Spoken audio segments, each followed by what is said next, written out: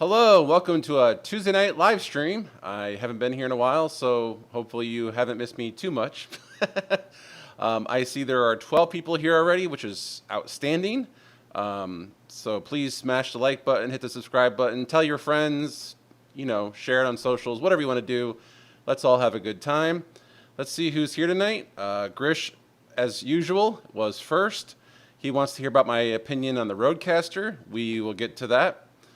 Micah is here for the NDI rant, which I teased on Aaron's stream in the comment section. Emerald says, who needs NDI anyway? We'll get to that. Eric is here. As always, welcome in, Eric. Have you ever wondered why BMD adopted? No, I've never wondered why they adopted 2110. We'll get to that. Joe, of course, is here. Good to see you, Joe. Practical IT with Jeremy is here. Welcome in, Jeremy. Micah said, perfect day for me. He had the day off. You were stuck in Chicago. What were you doing in Chicago? Working? Excuses. Maybe you're talking back and forth. Matt is here. Welcome in, Matt. I saw you in the Aaron stream earlier, so welcome in. Yeah, Mondays are busy days, and I switched from streaming on Mondays to Tuesdays because Monday has Monday Night Football, and it just seems like Tuesdays sometimes gets more viewers. So if it works well for everybody else, I may just stay on Tuesday nights. We'll see. Eric says, I wanted to sit in the back you with all these shooting spitballs. Blah, blah, blah. Matt says, busy smashed. Button, welcome. NDI rant. Matt's here for the NDI rant. Aaron Parecki is in the house. I think he's here for the NDI rant as well. Welcome in, Craig. Welcome in, Rebecca. Rebecca says Tuesdays are good for her. So that's awesome. So let's start with the, TV Roy made it in. Welcome in. TV Roy said he was going to bed, but he decided to join us. So thank you for that. So since several of you are here for my NDI rant, let's just get started with the NDI rant. So at the university that I work at on weekends, we used several products over the years. We used to have a control room. The control room was all SDI. It was fiber everywhere. That became a problem when they went to do football, which is off-site. They went to do soccer, which is off-site. Baseball, which is off-site. And so we had to adopt a new workflow. We joined a new league. The league required us to use a software called Production Truck. Worst name ever, don't get me started. Anyway, Production Truck was the product we had to use for our graphics. It was custom built templates. It was the worst design ever, worst name ever. Again, don't get me started. But anyway, so we had this use of Production Truck software, and it could take your SDI cameras in if you had a USB interface or a Thunderbolt interface. I'm sorry, because it was Apple. But it really wanted you to use NDI. And our setup required us to have a laptop we take to the venue, and basically the laptop, would sit over here in this room, and we wanted to send a signal across the network to this room, and we were going to use NDI for that. And we bought a Bird Dog NDI, I think it's Play. I could be wrong. It was the one in, one out converter, the all-in-one, like it does two things at once. And so we bought the Bird Dog, and we tried to make the laptop talk to the Bird Dog, and both supported NDI, so we were, this should work. And all we were getting was pixelization, breakup, like it just did not want to work. I thought maybe it was the network, so I took a network cable and I plugged in directly from laptop to Bird Dog to avoid any networking issues. and it was still breaking up. And so I was like, well, what the hell? Like, these products are designed to work together. They both say NDI. Why does this not work? So I emailed the vendor, Production Truck, which is, I believe now Blue Frame, or it was Blue Frame, I forget. Either way, emailed support, emailed Bird Dog support, and basically got back, well, okay, well, we support NDI, but we only support version like 3.1, and the Bird Dog is on 3.2 or whatever it was, and they don't talk to each other. And I go, wait a minute, there are firmware versions of NDI that don't talk to each other? And basically got back, yeah. And I'm like, wait a minute. You're telling me you built a standard that doesn't work together, that's not backwards compatible? And basically got back, yeah, that's how NDI works. And I said, no. There's no way that should be if you make a standard and it should work together. I said, so, okay, Production Truck, since you're behind, I think they were like I said, they were version like 3.1 and Bird Dog was on 3.2 or whatever it was. I said, when are you going to upgrade your software to support the new version of NDI? And got back, I don't know. I'm like, so wait a minute. We have to use your product. I can't make it talk to the thing I just bought because your firmware version's out of date because you're behind in your SDK because you don't want to go to Bird Dog and incorporate, or sorry, you don't want to go to NDI. I forget who made NDI before it was called NDI. Whatever. Anyway, you don't want to go to NDI and get the latest SDK? Like, come on, this is ridiculous. And we had a Bird Dog device that we could not use, I feel like, for at least like 6 months. So we eventually adopted vMix, and of course, what worked with the vMix instantly? The Bird Dog. The Bird Dog has worked with vMix every freaking time we've used it. It never changes settings. It never has a problem. But Production Truck, for the longest time, just wouldn't want to work with anything. And we still have issues where Production Truck does not want to talk to vMix. So currently we send, Production Truck is used just for graphics at this point because it's our league graphics and it's got a nice score interface that you can change the score and do timeouts and whatnot. So we send graphics from the NDI laptop across the network to vMix, and it works most of the time. It's not foolproof, that's for sure. And so it just has become very apparent to me that NDI is a standard that has issues and is not fully baked or is advancing too fast. I don't know where the problems lie, but it's just one of those things where, man, does it not make me feel very good about the standard.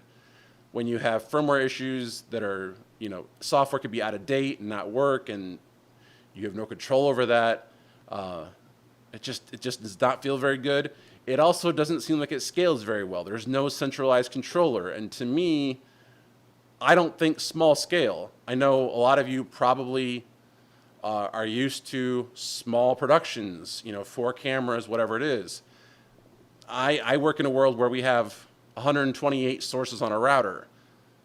I can't put 128 NDI sources on a network. It would kill the network. It wouldn't work because there's no centralized management for names and all that stuff. So NDI, in my opinion, doesn't scale. Like it can't go beyond what you think it should. And yes, they claim that you can put 1,000 sources or whatever in vMix, and vMix can support them all, and great. My issue with NDI is also, if I swap out laptops, guess what I have to do in vMix? I have to swap out that source because names are very dependent upon what you put in, on your NDI. Like your NDI name of the computer, if it changes, you've got to change your stuff. I'd much rather just plug a cable in and then not care what is driving the cable. It's a cable, you plug it in. From what I understand, 2110 could have the same issue, but I don't think it does. 2110, is based off channels and whatnot, and I can't remember if it uses channel numbers or names, whatever it is. I know, but there's at least a centralized management software, and I feel like there's a better way to do that. And 2110 has been adopted by every major broadcaster. It's in every freaking production truck that's being built these days. It is the standard going forward. It's not SDI, it's not NDI, it's 2110. So if you're going to go forward and build a new platform that's IP based, it's 2110. If you're doing anything else, you're probably wasting your time. So while I haven't used 2110, I would love to get my hands on some gear and try it and play around with it. I know Doug Johnson has. I know Aaron Parecki has. I would love to get my hands on some gear and try it out. That day will come, I'm sure. It's not here right now, but either way, I think 2110 is the future. I think NDI is a flawed protocol. I think it's great for sending video around a table or maybe a small trailer, but it doesn't scale very well. So therefore, if you go with NDI, know your limitations. Hopefully that all made sense. Hopefully you followed that. I've seen the chat scrolling by, so let me go back up and catch what I've missed. And boy, are you guys talking tonight. I think that is great. We are sitting at 14 viewers and 11 likes, so that's awesome. All right, so let's go back up. Emerald says hi to Aaron. Matt says, first time here, I could have used this about 13 years ago when I had to sub for NASCAR and Fox because the regular guy had a heart attack. Ooh. Newtek, that was what I was trying to think of, was the company who built NDI. So TV Roy says, FNDI, I'm old school. TV Roy and I have known each other for 22 years, I think at this point, or 21 years, and we used to work together at various places. So TV Roy and I are like this. Production truck, yeah, that's a horrible name.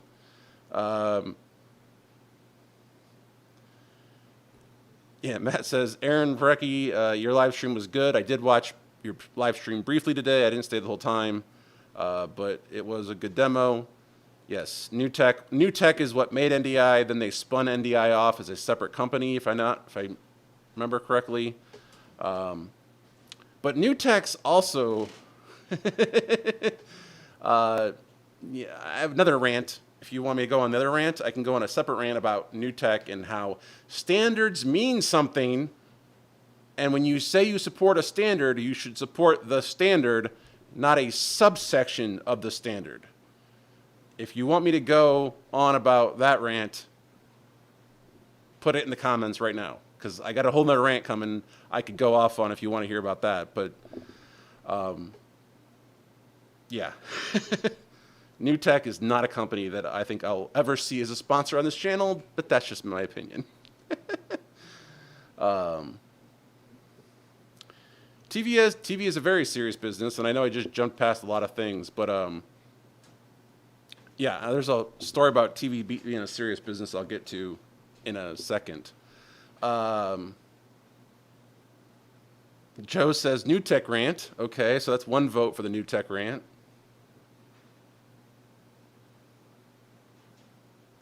Let me go back and make sure just to make sure.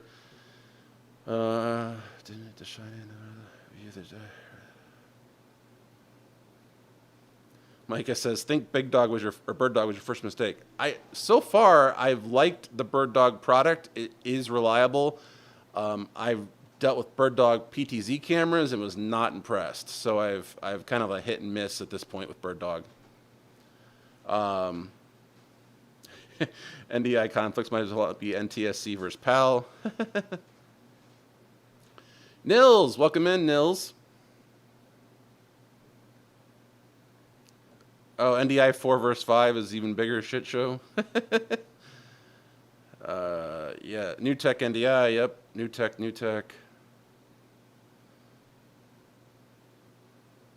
Yes, TV Roy is a vMix guy.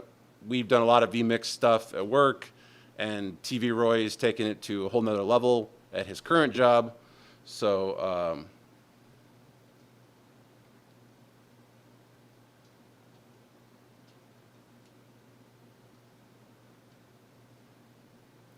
Alonzo, welcome in. Sorry, I'm trying to skip over. Yes, I know I need to build that Lego kit. I'm sorry, I've been busy. Yes, 2110 ran the Summer Olympics. So if you don't think 2110's worked out, yeah, they did the Olympics with it.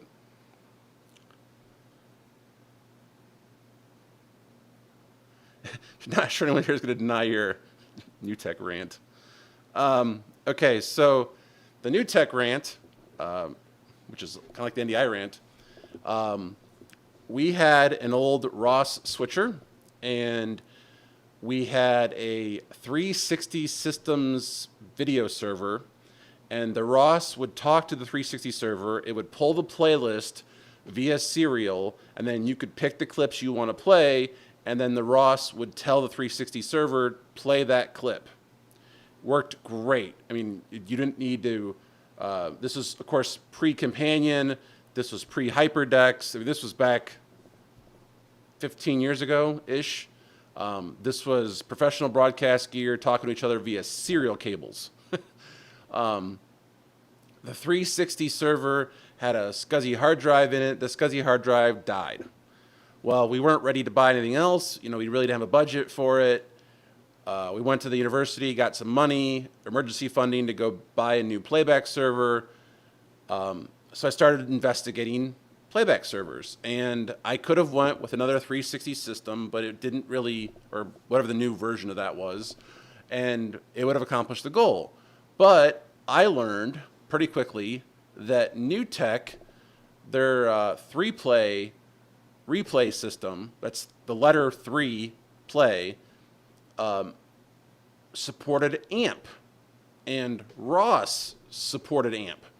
I'm like, well, wait a minute. If Ross supports AMP and 3play supports AMP, then I could make them talk via AMP, and now I have a replay server that is also a video playback server for like news or whatever else we were producing. I said, so I can kill two birds with one stone. It's like $24,000. Let me go to the university. They gave me the funding. We bought the 3play server. We put it in. And the only thing I could make the thing do was play a clip. There was no way to pull a list of spots. There was no way to, I think, even go to the next spot. It was like you play the clip that's playing and that's it. And I'm like, wait a minute here. Like, what is going on? So I called up Newtek, and after talking to some people and trying some things, they finally admitted, and these numbers are not accurate, but basically there's 130 commands that make up the AMP protocol. Again, the number is not accurate, but let's just say that's the number. It was huge. Newtek's version of AMP supported 22, and I think 22 was an accurate number. So they only supported a subset of the AMP commands that make up the AMP protocol. But they didn't tell me that before I bought the product. They said they supported AMP and that it would work. So now I have a product that I just spent $24,000 on that doesn't do what I want it to do.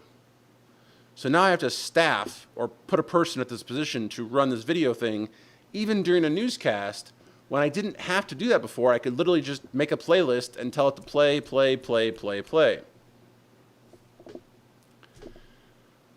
And we were told it would have some sort of web interface that we could just navigate to and use it, but that wasn't when it was. We didn't know like when that was going to happen. And so basically, we were like, "You got to make this right. Like Newtek, you have to make this right." And so their solution was, and in their fairness, they gave us a solution, was to give us a TriCaster that would act as the middleman, where we could go on to an iPad or a computer and roll videos via the TriCaster, because it could talk to the 3play and do the whole playlist and file things and whatnot. So like we had a solution, but basically it wasn't the solution we wanted, because because Newtek said they supported part of the AMP protocol and not the whole AMP protocol. And so this is a whole big thing. And yeah, this is 15 years ago. So, but yeah, so that's my 2 rants for the night. Let me go back up and catch where we are.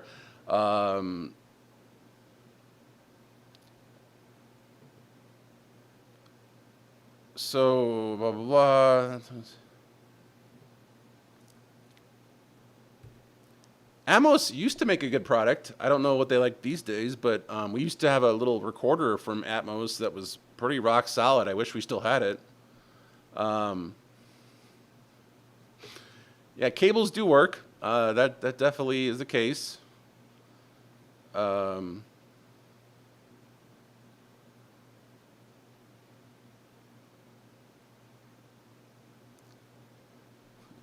TV Roy says, I want to see all the Lego builds.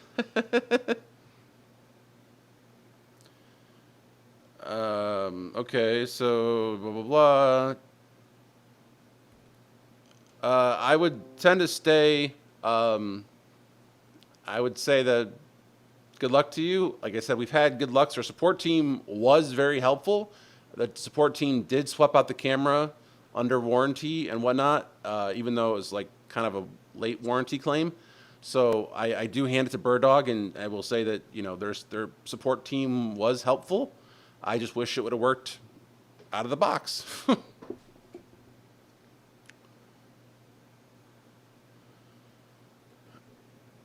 I don't know who that is, but I'll take your word on it. Yeah, the mismatches, the stuff that doesn't work, that's the part that bothers me. All right, good night, TV Roy. Welcome in, Michael.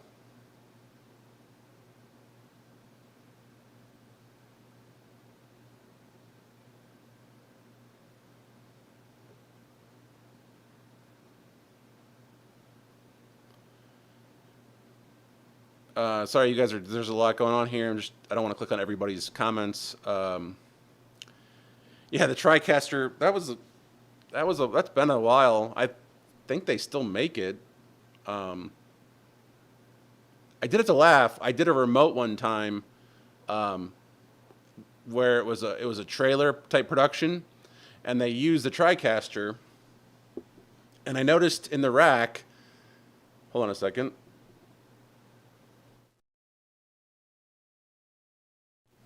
I noticed in the rack that they had 2 servers, TriCast servers. And like one was the big, you know, like 4RU or 3RU, whatever it was, box, and one was like a smaller 2RU or 1RU box. And I asked the engineer, I said, why do you have 2 TriCasters, you know, in the truck, but you only have 1 surface? And he basically said, because it's guaranteed that one of them is not going to work. And I was like, oh. Great, so you have to carry 2 switchers because you're not sure which one's going to work.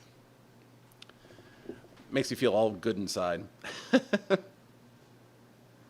But I was supposed to do the satellite uplink for that remote, but I couldn't do it because I didn't have 2 amplifiers on my truck because they wanted redundancy in terms of encoders and amplifiers, and I only had 1 amp. So I wasn't allowed to do the game because I only had 1 amp. And so therefore they brought 2 TriCasters in the event that one of them didn't work. So, he goes with you guys are talking amongst yourselves, which is great. Just going to try to,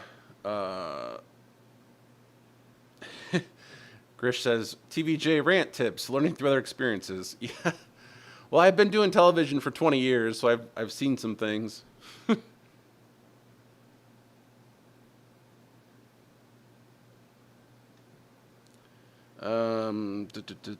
Okay. Our church looked at a TriCaster way back then. Well, I think like wasn't the first TriCaster the video toaster? Does that sound familiar to anybody?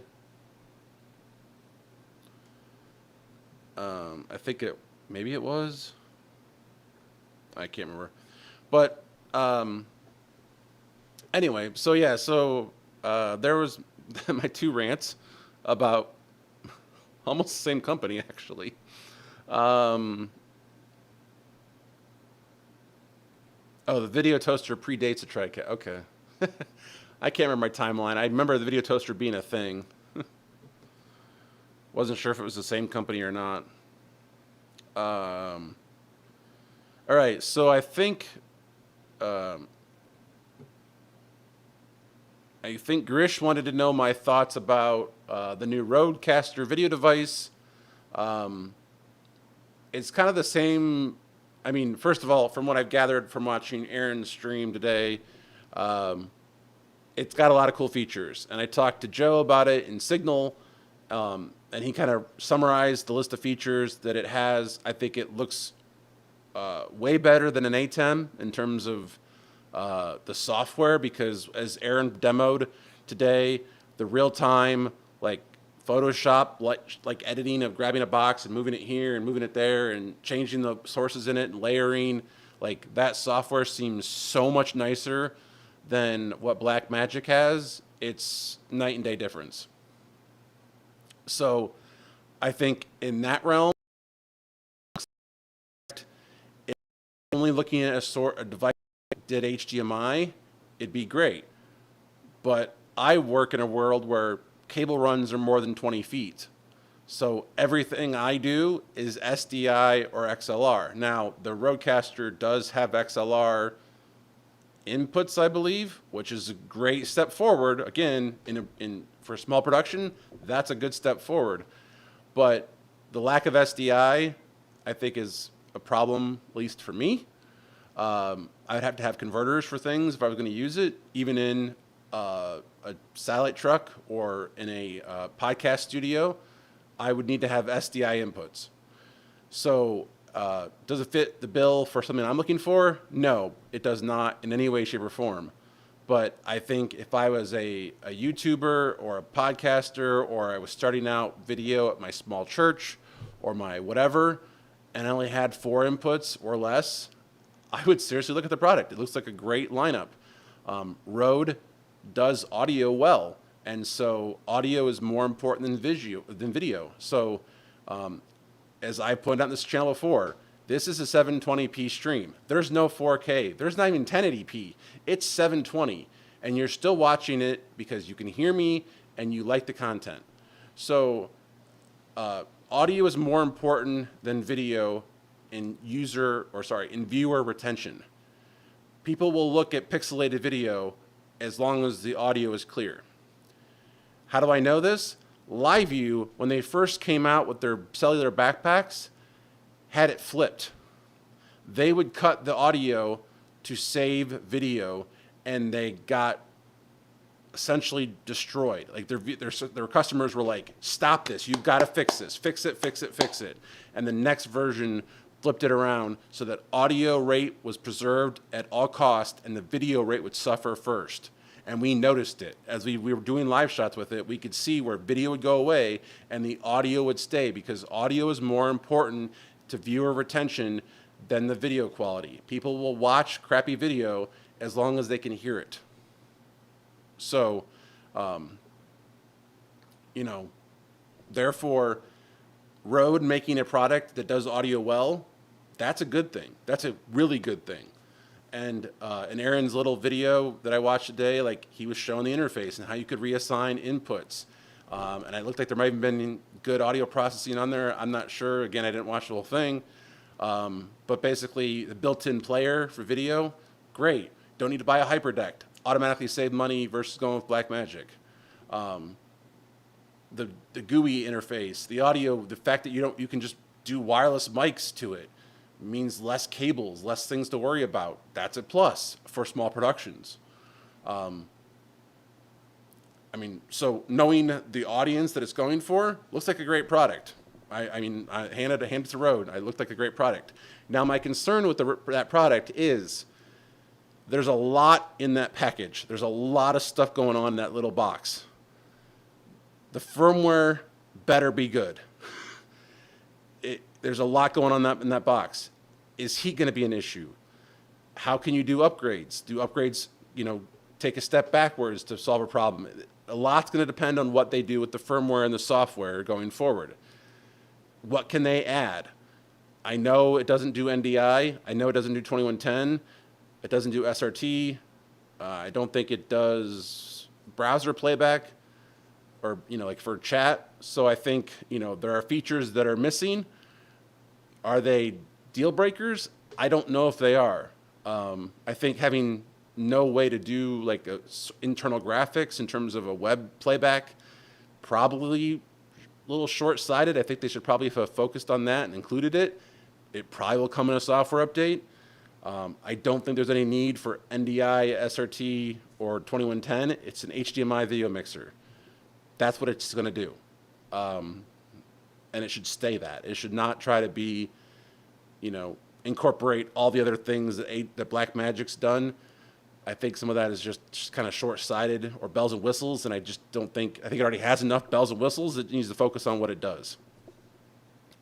So hopefully that makes sense to you.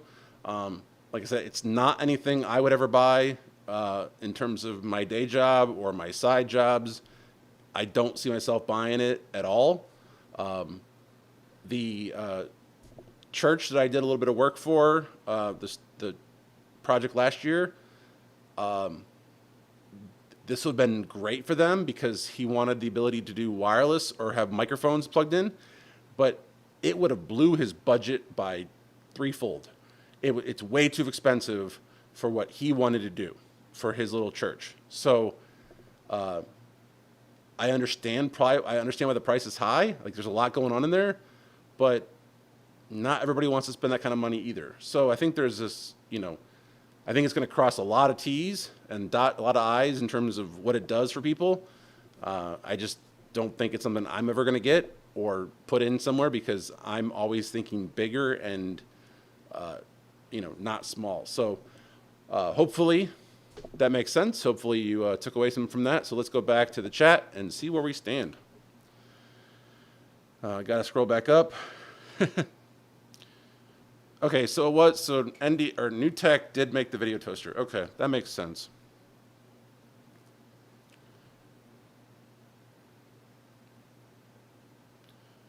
Oh, I see what you're saying.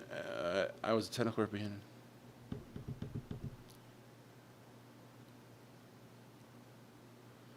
Yeah, I bet you did have a lot of good sound guys in Nashville. Yes, that was another thing. I heard that it has a built-in mix minus, so that's going to be very helpful for anyone doing remote, anything with remotes, whether it's Zoom ISO or whatever. Mix minus is obviously a feature that you need these days. So.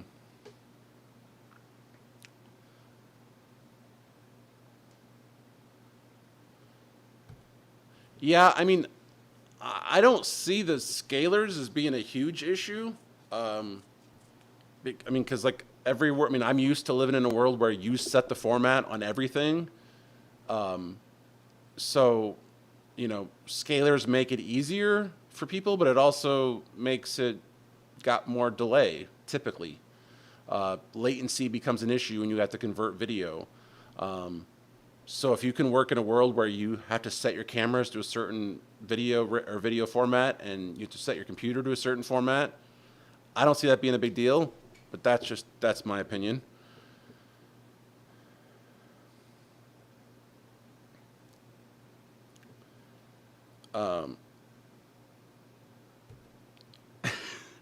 So as people who watch my channel know very quite well that the 4K button the 4K word is a word that's a trigger button for me, because as Eric points out, I'm 720p and I am not sorry about that. If you're watching on a 65-inch television, sorry that I'm not 4K. But unless you're watching that 65-inch television from the perfect viewing distance, which I think is like less than 7 feet, your eyes can't tell that much of a difference. So if you're viewing your TV from across the room, the fact that I'm 720p versus 4K, isn't that noticeable. I mean, people will notice it, yes, I'm sure. But to me, lower resolution and higher bit rate means more to me than just being 4K. So I'm not sad that the Rodecaster video doesn't do 4K, because I don't typically think people need 4K if they're only doing a 4-camera production. 4K is great if you're doing post-production work or you're doing sports where you want to zoom in to the ball during a replay, but I don't see 4K being a great distribution mechanism, and therefore I don't think you need to switch your production in 4K. People will think they need 4K, people will want 4K, but you don't need 4K, and if you have to pay more for it, then that might make a lot of budgets go, up in smoke, because 4K stuff just costs more. So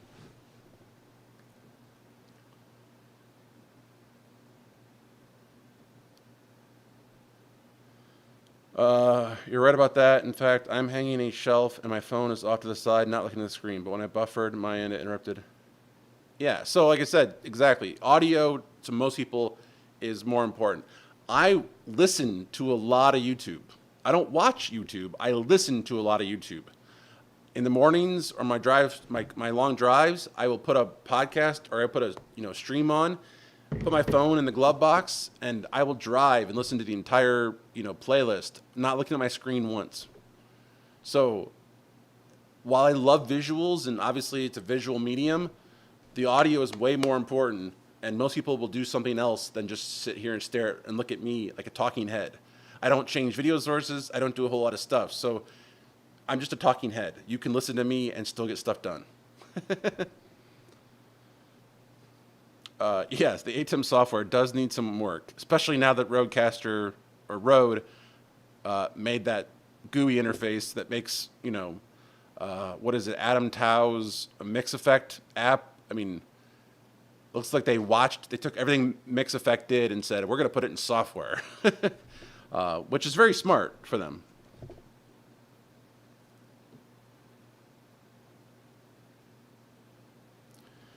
I'm a sound guy, but I use the RCP2, so I got the audio, but the lack of everything my Ultra has is if I was buying today, I would get the Ultra and an RC.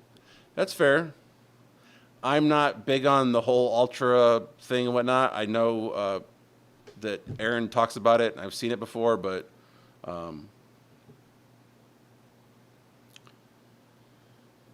if Rode sticks with the track they had with the Rodecaster firmware, they'll do fine. Well, that's good.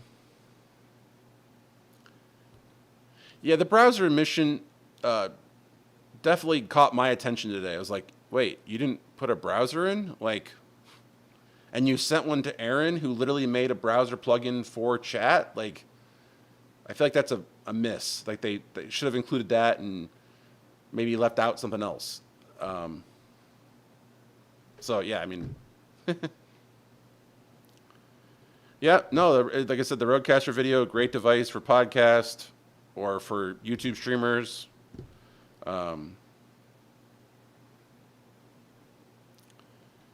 That's true. If it does ISO recordings, then it's not the cheapest ISO recorder, but it's the cheapest multifunction ISO recorder that does everything you need in one box. So, yeah, I don't think the price is horrible for given what you're getting.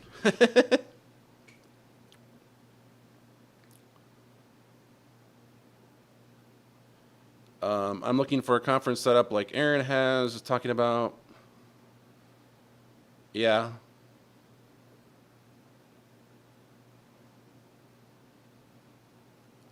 I will say I don't know the setup. I mean, exactly that Aaron and you were looking for. I've done IMAG in terms of we do a graduation every year, and we used to have no delay with our old setup, which was all SDI video and fiber. And now that we use vMix, there's a very visual delay, and it drives me bonkers because how much delay it is. And I just wish we had a hardware solution instead of vMix, because it's like I can't watch the stream and listen to the audio very well, because it boggles my mind because it's so delayed, because vMix is a computer and therefore it delays the crap out of it. So I wish I knew more about the setup that you're trying to get, you guys are talking about. But I do understand the need for iMag and the latency and how you need to keep it down. So,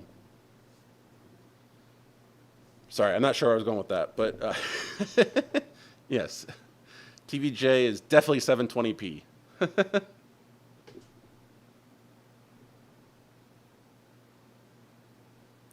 Matt says, we record at 4K for the edit and stream at 1080. And see, yeah, if you're editing video for future, you're editing video because you want to be able to change your shot post, interview or whatever, makes a lot of sense. I also would argue that get your shot right the first time. But I understand the need for it. But not for live streaming. I mean, and honestly, as we talked about before, the way the cell phone networks just, at least here in my area, the way the cell phone networks just absolutely suck these days, I don't want to watch anything in 4K because it wouldn't work. It'd buffer too much. And I'm not even joking. Like, I was trying to watch my station stream today on my cell phone at 480 and it was buffering. No joke. Like, it was seriously buffering at 480. So how am I going to watch 4K? Also, on my cell phone, I don't need 4K because it's a cell phone. The screen is freaking tiny. Like, and don't even get me started on vertical video. Just rotate the damn phone. I'm just throwing that out there. Just rotate the damn phone.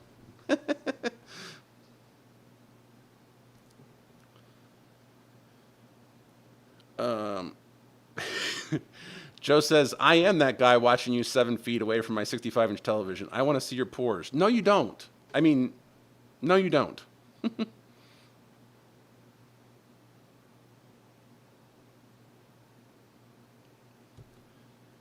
Yeah, and I tend to listen to a lot of things at 1.2 or 1.5. I can't do 2x, but I definitely do speed it up because there's a lot of pauses in a lot of people's cadence of their voice, and so I feel like you can definitely speed it up. Now, sometimes I've been accused of talking too fast, so I'm not quite sure if you can do that with this stream. If you do, let me know. I would be curious to know that, but yeah, definitely. I definitely watch things at 1.25 almost always.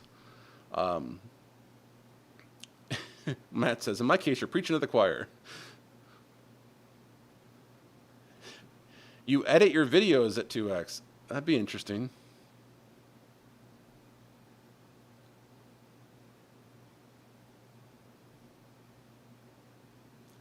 So, Grish, I'm not sure I follow what you mean by modify the HDMI output. I must have missed something. Can you not change what the HDMI outputs are used for?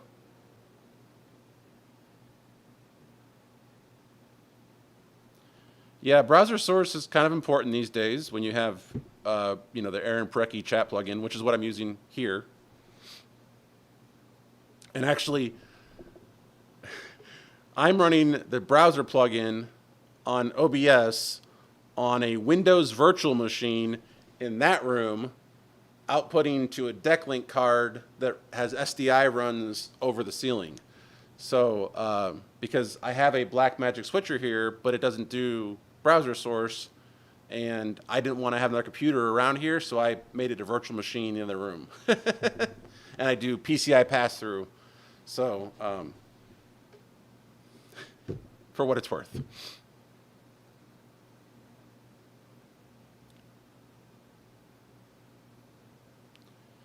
Do you know what was the delay? Aaron says no. Okay, that is a good question because you teased it like 4 or 5 times and just kept saying get delayed, and there was like no real reason why. I'm guessing firmware issues is what I would have to guess, or some sort of chip outage or shortage. Just a guess. I have no idea. But if they were vague, like Aaron says, my guess is then there was probably a software bug that was just debilitating. Or there are flaws, which I doubt, but that could also be an answer.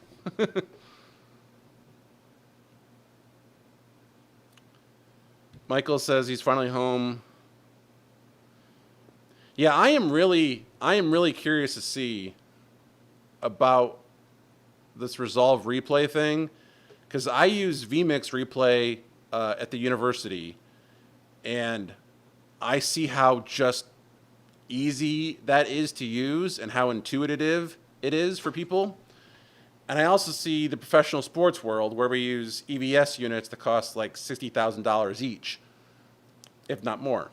So, kind of seen the whole gamut of replay, from EVS units to Z-Play. Z-Play is kind of like the cheap high end, to vMix, to Newtek's 3Play, which is like low end replay, but hardware based. And so I've kind of seen the whole gamut. So I'm really curious to see what this Resolve thing does. It seems to be a miss so far from what I gathered.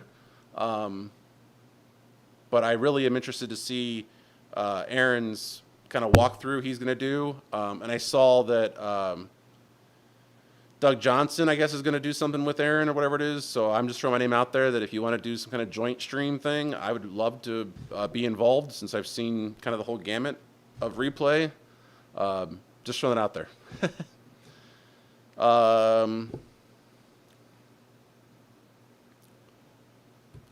Since we moved away from OBS and on to 2ME Constellation, our latency dropped down to camera. Yes, that makes, yeah, because it's hardware based, and hardware based is going to be better than software based. It's going to be that way. So,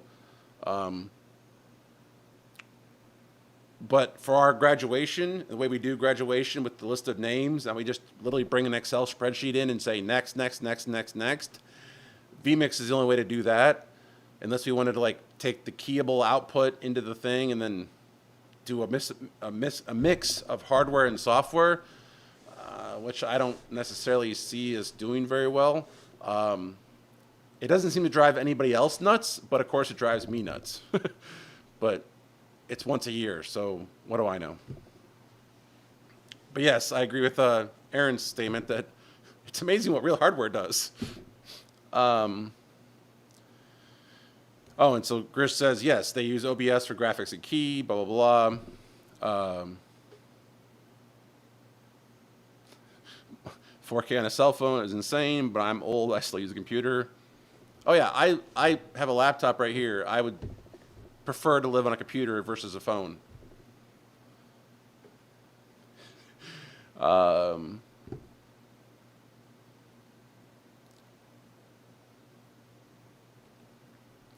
Grish says, I want one of the HDMI outputs to be an input so I can pass to the computer to projector. Was that a thing they were going to work on? All right, Aaron says, gotta run. See you later. See you, Aaron. Thanks for joining.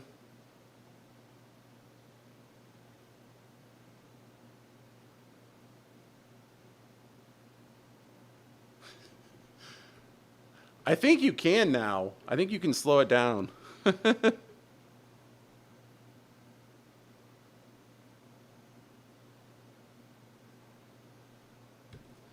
Yeah, like I said, I think Aaron and Doug were talking about doing some sort of head-to-head with vMix versus the DaVinci Resolve thing.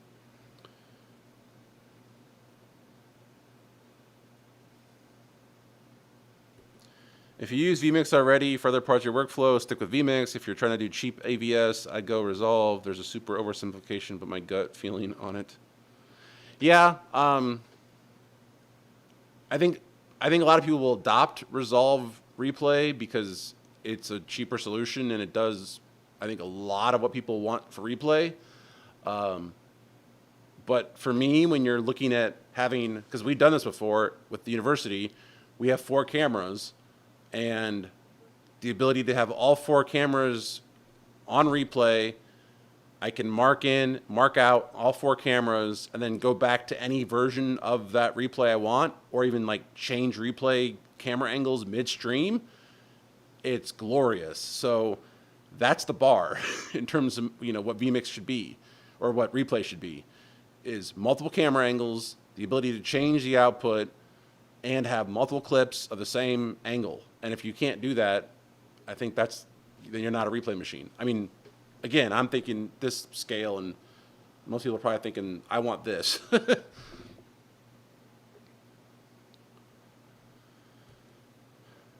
That's possible. I haven't used it at all, so I don't know what it can and can't do.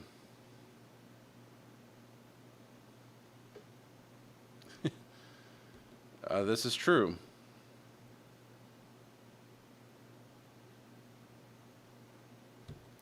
This is also true. I think that's the problem. They say it's just simple, that they say it just works. And there's like, well, no, it doesn't just work.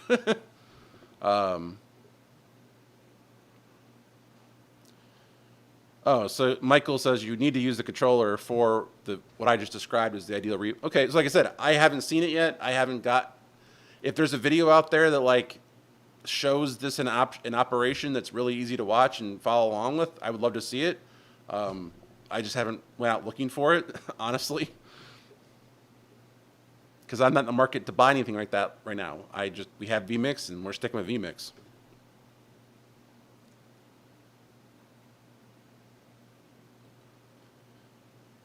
Oh, okay. So they're a hard set for one of three things, but you want it to basically be a aux output.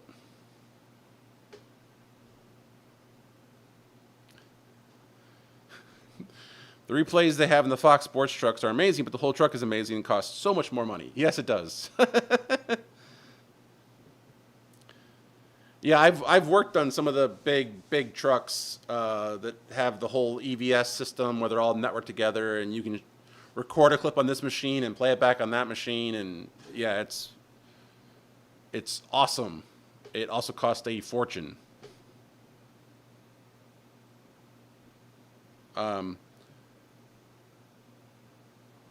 I've worked on smaller trucks that have standalone EVS units. In fact, the truck that I did video on, which I did a stream, my last stream was on video on what is a V1. That truck has an EVS unit and a Z-Play. They only ever use the Z-Play as far as I can tell, but the EVS is there. It's in the rack next to me where I'm sitting, so I forget why they had this EVS. For those who don't know, EVS, like I said, is like the standard replay machine. It can do, I think it has 12 inputs or outputs or combination thereof, or 16. It's either 12 or 16. So you can do like 8 inputs and 8 outputs on one machine. It's just crazy insane. All right, so I'm all caught up in chat. I think my rants are over. It's been almost an hour. We should probably get to audio and what is audio, or how to do audio for sports, since that's the topic of the actual stream tonight. So as you might remember, last year I got a chance to actually run audio for live sports for the first time ever. And hold on. As you know, as one of those people who've been around television for a long time, I also tend to be very humble and say that if I'm in someone else's truck, if I'm in someone else's production, I'm not going to act like a know-it-all. I'm going to say, I'm new, please help me. And I think that goes a long way. So let me just start by saying that. If you're new, or if you're changing, gigs or trucks or people like that, just say, hey, I'm new. I'm never done this truck before, never done this sport before, whatever it is. Please help me. It'll go a long way. So last year I did that. I spent my own money to go down and shadow audio for a game, and then I did several games after that. And this year I got asked to work mostly video shifts for sports, but I wanted to run at least one audio shift because I wanted to keep my hands in it and do it at least once. So that was Friday. So Friday I took off. We drove like 3 hours to go work this game. Yes, it was a long way away from home. And it was a very simple game. It was only 3 cameras. It was probably what they call the B unit, or the B game. It was not the big game. It was the second big game, if you will. So I took some pictures. I wanted to kind of briefly go through them real quick to kind of show you what we do. And so I have some pictures for you guys. First of all, one of them was the thumbnail. And so here you can see this is the audio board in the truck. It's an all analog board, which was kind of interesting because in this day and age you would have thought it would have been digital, but it was not. It was all analog, which is also great because it never changes configuration, because the person who set it up like last year just let it be set up again this year, and then therefore it's the same every week.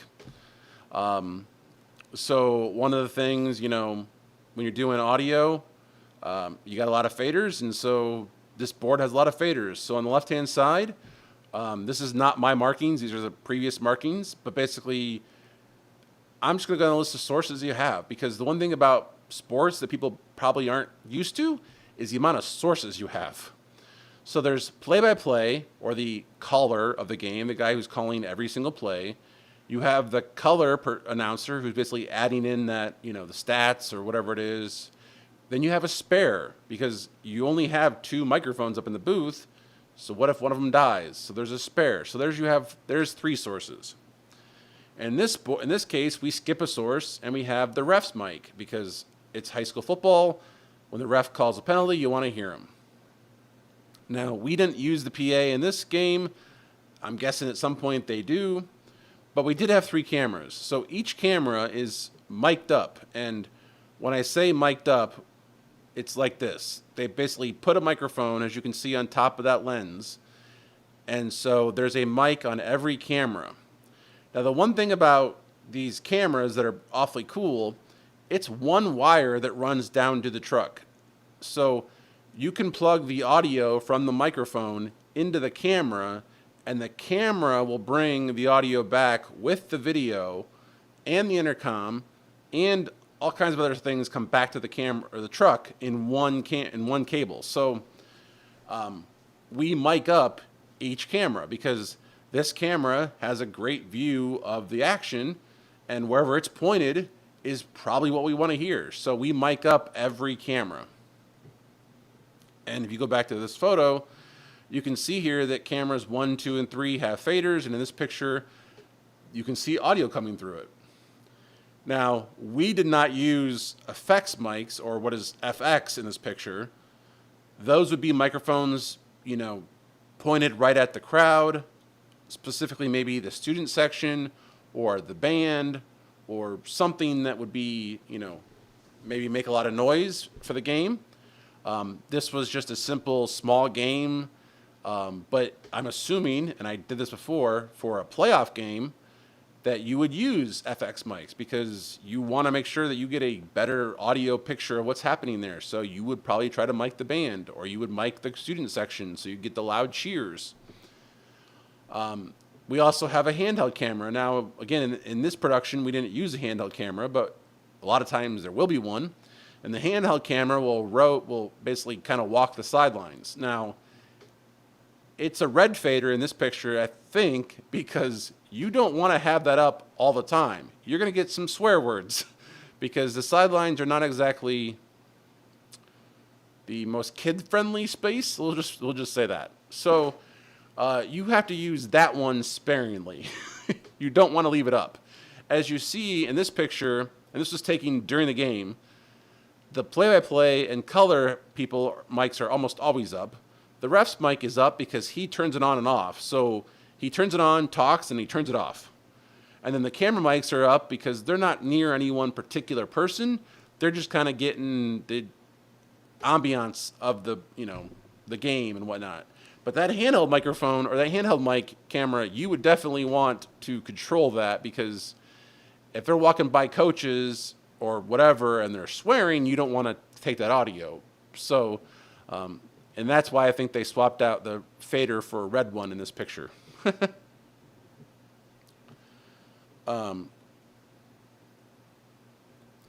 So then there's the middle section, and this is an Allen and Heath, or not an Allen Heath. Is it Allen Heath? I think. Oh my God, I forget what it's called. It's a GL something board. This is the model number. So in the middle here, there's kind of this master section, and so what we do with audio is we group them. And so in this audio board, we assigned the talking heads, if you will, to the heads fader, which is group 1. The ref was on his own fader, and then the FX channels were all combined together into a FX left and right, because this truck's only stereo. So we had an FX channel. Now, that would typically group all the cameras together. So in this case, we only used 3 cameras, but if you had 5 plus the FX mics for the band, you would put them all into one thing, and you can see that it's not up as high as the heads microphone because it's background noise. And then the next thing is the master output, which is L and R, and so therefore it's at 0. And I got to cough again.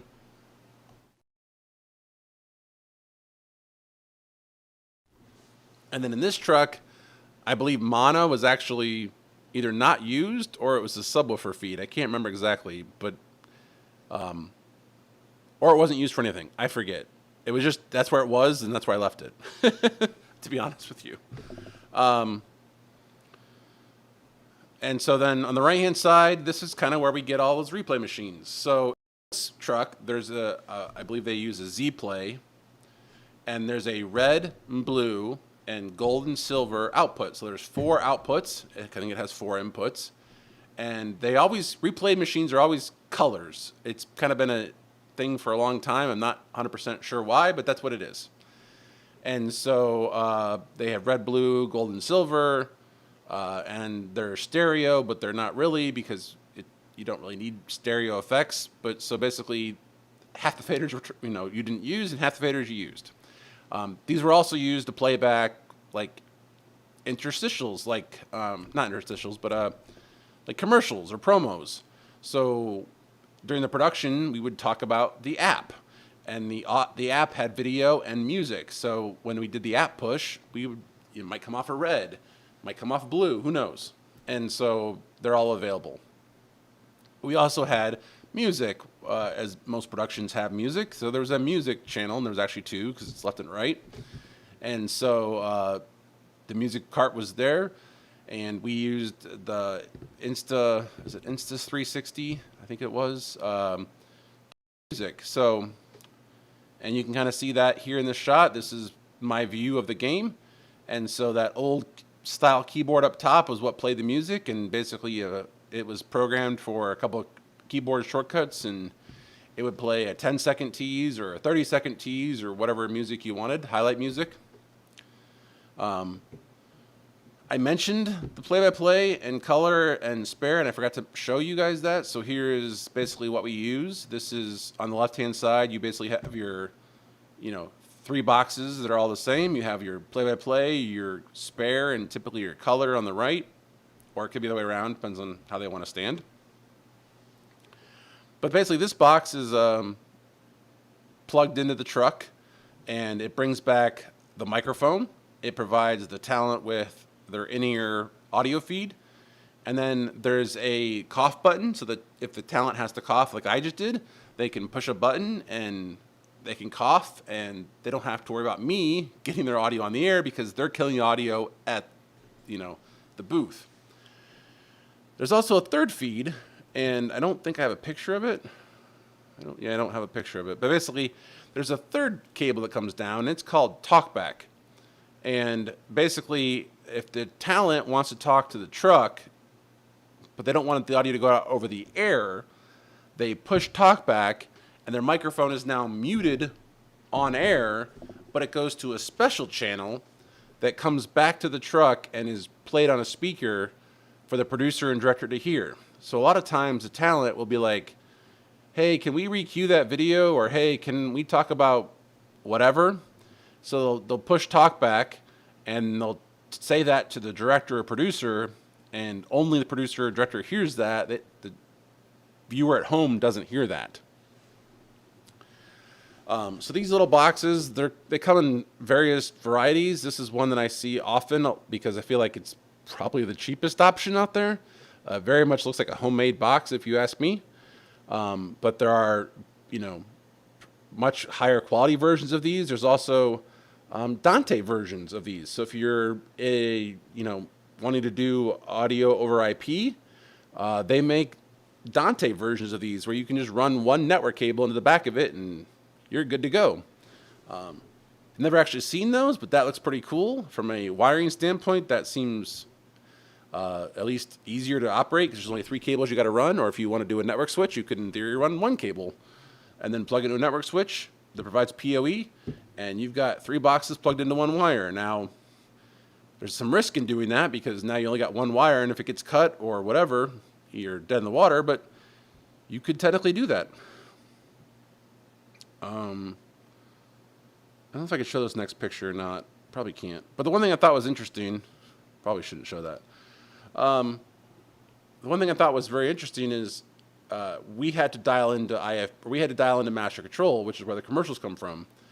And so they had a Android cell phone that they then used a Bluetooth adapter to connect to it wirelessly, and the Bluetooth adapter output a regular phone jack that went to the intercom system, because the intercom system is used to having a standard telephone line.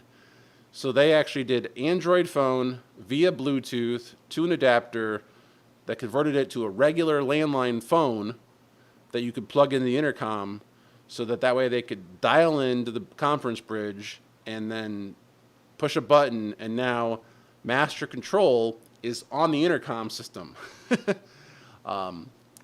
Which is pretty interesting, the fact that they would just use an Android phone.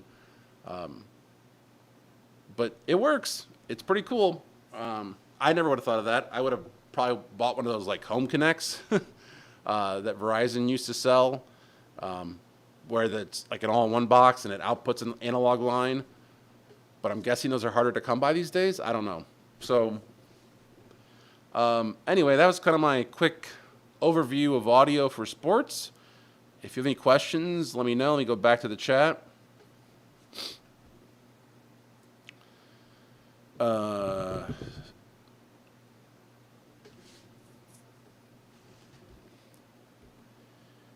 Yeah, that's probably about, I think this is about EVS. There's definitely some truth to that. I think it's also like Kleenex. Everybody uses EVS, so there are a lot of EVS operators out there. They also can talk to each other, so like you can network EVS units together. So on one of the events I did a couple years ago, we plugged our EVS unit into the big network of trucks that was on site, and we could pull clips from like a master server. So EVS makes that easier since you're all talking EVS.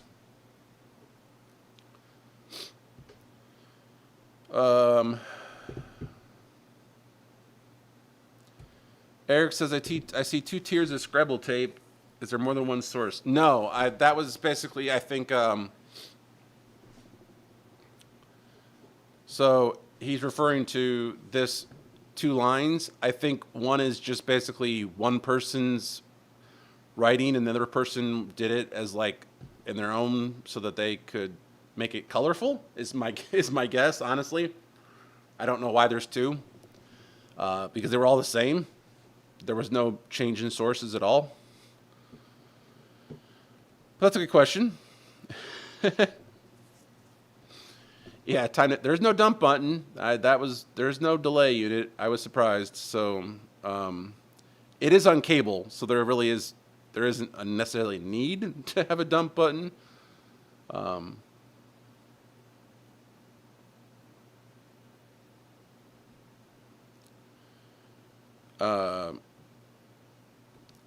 Kevin, welcome in. Glad you can make it. I know you said you were going to be busy today.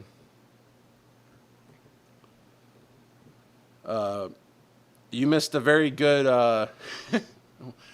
well, I think it was good. People seem to enjoy it. You missed 2 rants to start off my stream tonight. One about NDI and one about compatibility. So if you want a good rant, rewind and go back to the beginning. All right, good night, Nils. Yeah, conference bridges will never die.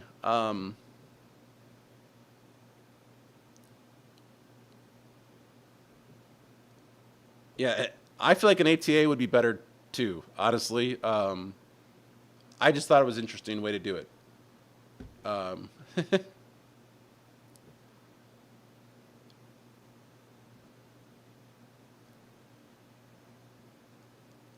Plenty sell them. Yeah, that's what like I said. I was surprised they didn't have one.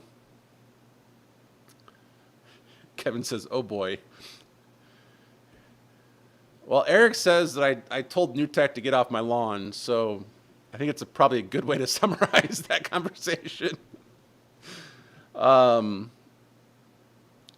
see, you're already familiar with half the premise of the rant, is that NDI is great until it doesn't work, and then you can imagine what the rant's about. And yeah, I think as Eric probably implies by this comment, and I think I even said it earlier, I don't think I'm gonna get Newtek to sponsor this channel anytime soon.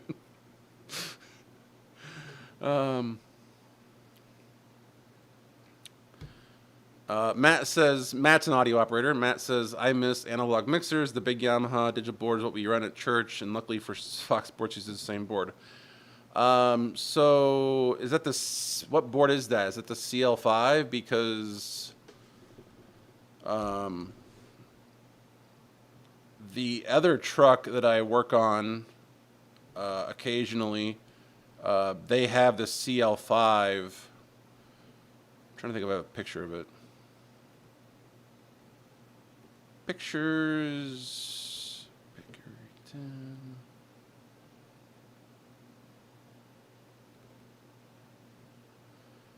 And this picture, nope, that's not the picture I want to share.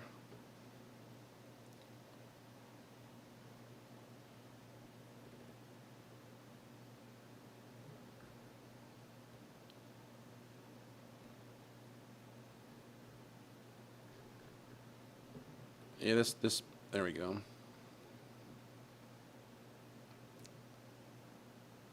Oh my God, I just lost the freaking photo.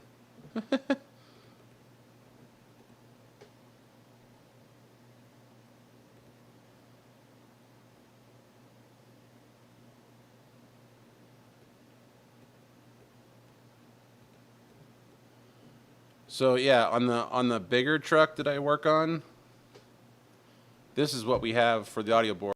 It's the CL5. At church we use the C3. So I've never run audio in that truck before, so never gotten a chance to.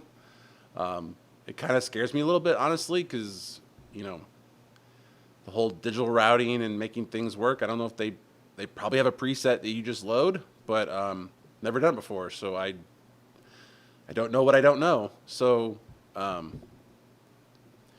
yeah, I'm curious to know what board you use, Matt. NDI is cute at first, and then it's a headache. That basically summarizes it. Eric says, what is an ATA? ATA is analog telephone adapter. Basically, it's a cell phone device that outputs a regular analog phone line, like analog tone, like you would have on like a regular old phone. You could just plug in. Verizon used to call them home connects. I don't know if they still do.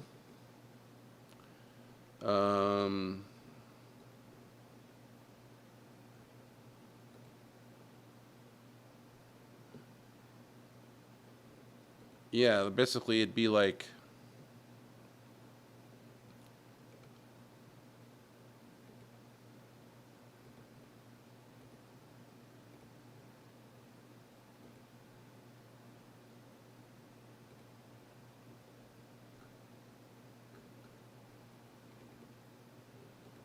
I can't find a picture of it that I could share easily. Oh, maybe they can. Hold on.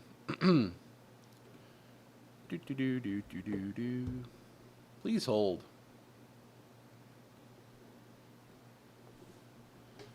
So this is a Verizon Home Connect. Basically, it's a cell phone adapter that you could plug into any analog phone, and this would allow, in this case, to basically you could plug this into the intercom system and avoid the whole Bluetooth box. And notice how it has an antenna, because it picks up a cell phone signal and it gives you dial tone.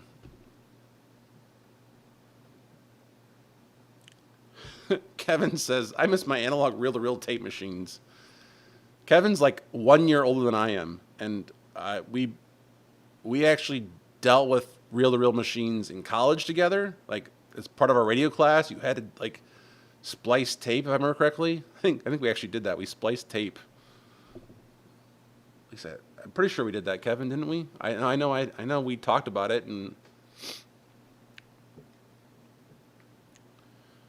our church board is the CSR10. CSR10.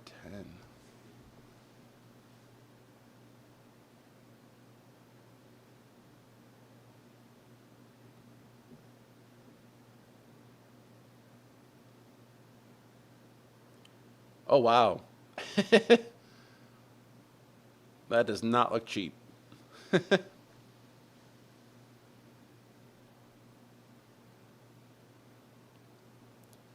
I'm guessing they don't make this anymore, because this just feels like this is a product that no longer is made.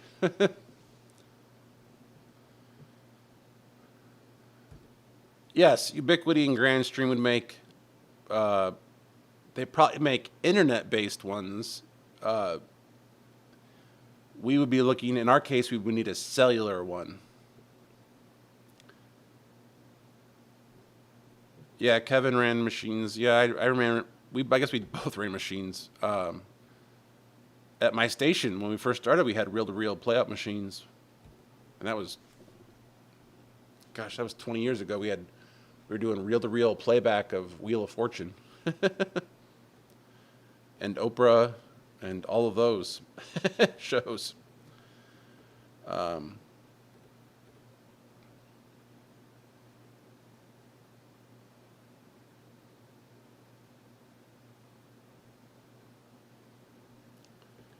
You got your dad's reel-to-reel machine, and a buddy got it working. I haven't seen a working one in, well, no, I shouldn't say that. An audio one. I haven't seen an audio one in quite some time.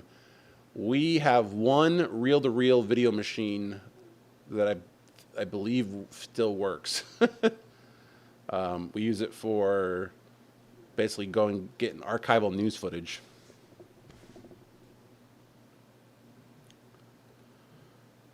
Alrighty. All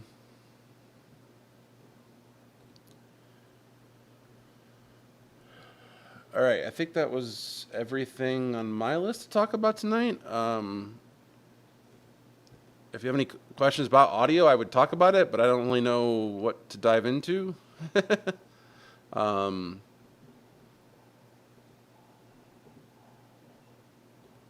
think I spent I think I spent too much time on the rants. I'm kind of out of energy.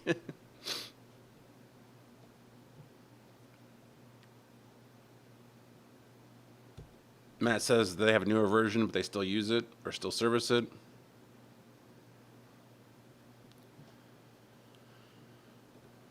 Alrighty, well, excuse me. I'm definitely fading fast. Looks like there are still 13 of you here, 14 likes. That's great.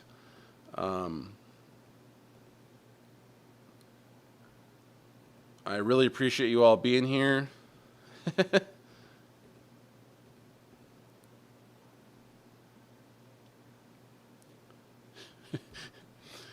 And I kind of figured that much. It was definitely donated to the church. Money, money, money. Yeah. Alrighty, well, I think I'm going to end the stream so Kevin can go back and watch the rant. Hopefully you all learned something new tonight. I don't know if I'm going to go back to streaming every week. I think it was kind of taking a toll on me, honestly. So we'll see. But I will know I will not be here next week. I am busy basically every day. So I will not be here next week for sure. Hopefully I'll be back the following week, probably on a Tuesday night. This seems to work out well for everybody. So I thank you for all being here. I truly appreciate it. And you guys all have a good night.